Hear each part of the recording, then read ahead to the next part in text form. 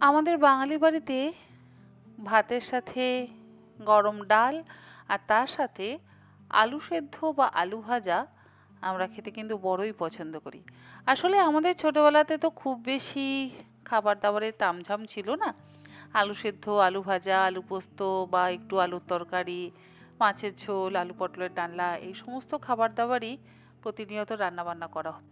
এখন না হয় আমরা অনেক রকম খাবার দাবার মাঝে মধ্যেই বাড়িতে বানিয়ে খেয়ে থাকি, কিন্তু ছোটবেলার এই খাবারটা আমার আজকে হঠাৎ ভীষণ খেতে ইচ্ছে হলো বলে ভাবলাম রেসিপিটাও আপনাদের সঙ্গে শেয়ার করি। আসলে এটা আমার ভীষণ পছন্দের খাবার। আমি এখানে 3টে মিডিয়াম সাইজের আলু মোটা মোটা করে কেটে নিয়েছি, আর এর সাথে আমি ব্যবহার করব হচ্ছে 2টো মিডিয়াম সাইজের পেঁয়াজ। পেঁয়াজটাও আমি এরকম স্লাইস করে কুচিয়ে নিয়েছি। তার সাথে আমি যেটা ব্যবহার করব সেটা হচ্ছে মাছের ডিম। আর এই মাছের ডিমটা আমার ভীষণই পছন্দের একটা খাবার। আর সেই মাছের ডিম দিয়েই আজকে আমি আমার ভীষণ প্রিয় একটি খাবার আপনাদের সঙ্গে শেয়ার করব। একটা বাটির মধ্যে বেশ কিছুটা পরিমাণে জল নিয়েছি। সেই জলের মধ্যে দিয়ে দিলাম 1 চা চামচ লবণ, আর ছাঁকনি নিয়েছি। ছাঁকনির মধ্যে আমি মাছের ডিমটা দিয়ে দিলাম। মাছের এই ডিমগুলো তো একদম ছোট ছোট হয়, সেগুলো যাতে জলের মধ্যে মিশে না যায় বা একসাথে ছড়িয়ে না যায়, সেই জন্যই আমি ছাঁকনির মধ্যে মাছের ডিমটাকে দিয়ে একটু সেদ্ধ করে নেব। এইভাবে যদি সেদ্ধ করে নিয়ে তারপর মাছের ডিমটা রান্নায় ব্যবহার করা হয় তাহলে আঁশটে গন্ধটা থাকে না, কারণ মাছের ডিমে যথেষ্ট আঁশটে গন্ধ থাকে, আর সেই আঁশটে গন্ধের জন্য খেতে খুব একটা ভালো লাগে না। আবার যদি একটু গ্যাস অম্বলের সমস্যা থাকে তাহলে এইভাবে যদি সেদ্ধ করে নিয়ে তারপর রান্নাতে ব্যবহার করা হয় তাহলে আর গ্যাস অম্বলটা হয় না, কারণ মাছের ডিম খেলে কিন্তু যথেষ্ট অম্বল হয়। যাই হোক, আমি মাছের ডিমটাকে একটু সেদ্ধ করে নিচ্ছি। আপনারা চাইলে জল একদম ভালো করে ফুটিয়ে নিয়ে তার মধ্যে মাছের ডিমগুলোকে দিয়ে ঢাকা দিয়ে লবণ দিয়ে 10 মিনিট রেখে দেবেন, দেখবেন মাছের ডিমগুলো বেশ সেদ্ধ হয়ে যাবে, আর যে আঁশটে গন্ধটা সেটাও চলে যাবে। আমি মাছের ডিমটাকে একটু সেদ্ধ করে নিয়ে আলাদা একটা বাটির মধ্যে রেখে দিচ্ছি। আর এই যে জলের মধ্যে প্রচুর ফেনা হয়েছে, এই জলটা কিন্তু আমরা ফেলে দেব। দেখুন, মাছের ডিমটা আমি এইভাবে সেদ্ধ করে নিয়েছি। কড়াইতে দিয়ে দিলাম আমি 4 টেবিল চামচ পরিমাণে সর্ষের তেল। তেলটাকে খুব ভালো করে গরম করে নেব। তেল গরম হয়ে গেলে এর মধ্যে আমি পেঁয়াজ কুচিটা দিয়ে দিচ্ছি। গ্যাসের ফ্লেমটাকে মিডিয়ামে রেখে পেঁয়াজ কুচিটাকে 1 থেকে 2 মিনিট ভেজে নেব।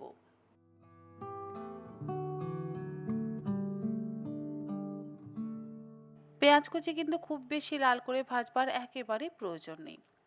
হালকা লাল করে আমি 1-2 মিনিট ভেজে নিলাম। এরপরে এর মধ্যে আমি দিয়ে দেব আলুর টুকরোগুলো, আর এর মধ্যে আপনারা চাইলে 2-4 কোয়া রসুন কুচিও কিন্তু ব্যবহার করতে পারেন। অনেকের ওই যে বললাম আঁশটে গন্ধর সমস্যা থাকে, কিন্তু যেহেতু আমরা মাছের ডিমটাকে একটু সেদ্ধ করে নিয়েছি তাই সেই সমস্যাটা আর হবে না।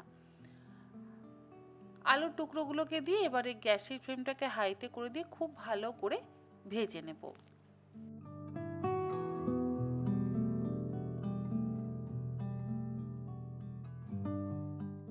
আর এই আলু ভাজবার সময় এর মধ্যে আমি দিয়ে দিলাম হলুদ গুঁড়ো এবং লবণ। চাইলে আলু কাটার পর তার মধ্যে লবণ আর হলুদ গুঁড়ো মাখিয়েও কিন্তু কড়াইতে দেওয়া যায়, তবে আমি একবারে কড়াইতে দিয়ে তারপরে ভেজে নিচ্ছি। এরকম মোটা মোটা আলু পেঁয়াজ ভাজা দিয়ে রুটি খেতে কিন্তু ভীষণ ভালো লাগে, আবার ভাত দিয়ে তো ভীষণ ভালো লাগবেই লাগবে। পান্তা ভাত দিয়েও এরকম আলু পেঁয়াজ ভাজা খেতে আমার তো অন্তত ভীষণ ভালো লাগে। আপনাদের কার কার এরকম আলু পেঁয়াজ ভাজা দিয়ে পান্তা ভাত খেতে ভালো লাগে সেটা জানাবেন।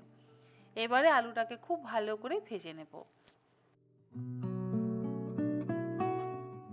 আর এই আলু ভাজবার সময় এর মধ্যে আমি দিয়ে দিলাম 3টে চেরা কাঁচা লঙ্কা। কাঁচা লঙ্কা কিন্তু ফোড়নেও ব্যবহার করা যায়, আবার শুকনো লঙ্কাও ফোড়নে ব্যবহার করা যায়, তারপর পেঁয়াজটা ছেড়ে আলুটা দিয়ে ভাজা যায়।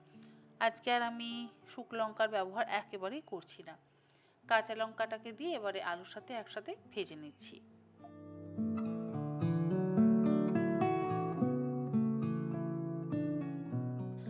আলু কিন্তু আমার মোটামুটি ভালোভাবে ভাজা হয়ে গেছে। আর আলুটা যখন বেশ ভালোভাবে ভাজা হয়ে যাবে, তখন আমি এর মধ্যে সেদ্ধ মাছের ডিমটা দিয়ে দেব।